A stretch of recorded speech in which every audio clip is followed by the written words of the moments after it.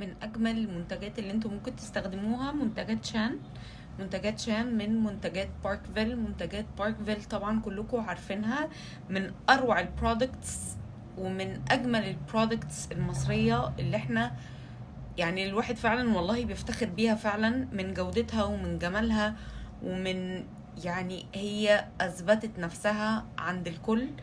ودلوقتي ما اظنش ان في بيت مصري مفهوش at least one product من البرودكتس بتاعت باركفيل. هنتكلم النهارده على الرينج بتاع شان، بما اننا بقى داخلين على الشتاء والدراي سكين ايشوز، فتعالوا كده نتكلم على البرودكتس بالتفصيل لان البرودكتس هايله. اول حاجه هتكلم عنها هي الغسول او الفيشل كلينزر بتاع شان. بصوا، اولا هو حجمه كبير جدا، هو غسول فيه انتي اوكسيدنتس، فيه 5% عوامل مرطبه او مويسترايزنج ايجنتس، فيه فيتامين اي وفيتامين سي، عشان كده هو فيه مضادات اكسده. تمام، مفهوش صوب مفهوش صابون، فممتاز جدا لو احنا بشرتنا بتجف او بتكون compromised في الشتاء. كمان مفهوش بارابين، ممتاز لجميع انواع البشره especially السنسيتيف سكين او الدراي سكين. وحجمه يعني ده يكفينا الشتاء كله، وكمان يكفي ما بعد الشتاء. ولو احنا كمان بشرة جسمنا فيها اكزيما او فيها مشاكل، ينفع كمان ناخد الشاورز بتاعتنا بيه، فهيكون ممتاز ومكوناته تجنن. تاني حاجة بقى يا جماعة الشان بادي ميلك، ده بقى اساسي عندي، ده بقى ستيبل، ده بقى يعني خلاص ما بقاش ينفع يخلص من عندي من غير ما يكون موجود اصلا. من اهم الحاجات اللي لازم تكون عندك.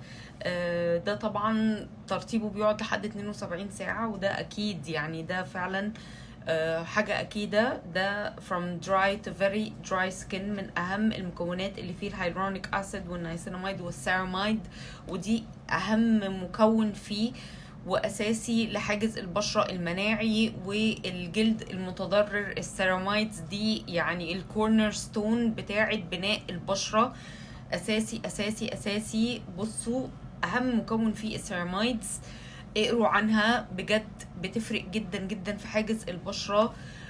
ده must have، لازم يكون عندكم الشان بادي ميلك اساسي معاك. وطبعا الشان ريجوفينيشن كريم، بصوا ده اسهل واروع كريم لو انتي بشرتك جافة، او لو انتي بشرتك عايزة مرطب لبشرتك الجافة، او بشرتك مش دهنية، او بشرتك مختلطة لجافة. ده اكتر كريم من الصيدلية انت ممكن ان انت تستخدميه لبشرتك لجسمك حتى. كريم جميل جدا، سهل الامتصاص، بيدي نضارة، بيدي بلامب للبشرة. هو فيه فيتامين بي 5، وكمان حلو جدا لحاجز البشرة المناعي. في فيتامين اي وجوجوبا اويل، وفي عسل وساسمي وكاستر واوليف، وكمان عسل والوفيرا. بصوا جميل جدا جدا، واحلى حاجه فيه ان هو مش بيلزق او مش بيسيب اي اثر دهني. وكمان لو انت ميك اب ارتست استخدميه للعرايس بتاعتك قبل الميك اب، هيكون حلو جدا جدا، من اروع الكريمز. وده احلى هاند كريم مصري ممكن تستخدميه. ده افضل هاند كريم فعلا ممكن ان انتي تستخدميه، او ممكن تلاقيه في الصيدليه بالسعر ده. it's very high quality، الكواليتي بتاعته عاليه جدا جدا. straight to the point هاند كريم مرمم.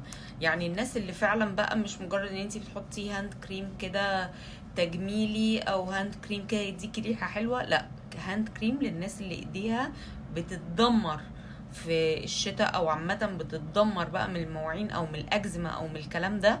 الهاند كريم ده ممتاز، بيرمم فعلا حاجز البشره او حاجز الايد. الناس اللي ايديها بتتقطع ده ممتاز، فيه سيراميدز وفيه هيلورونيك اسيد وشيا باتر وجوجوبا اويل وحاجات تانية كتير، انصحكم بيه.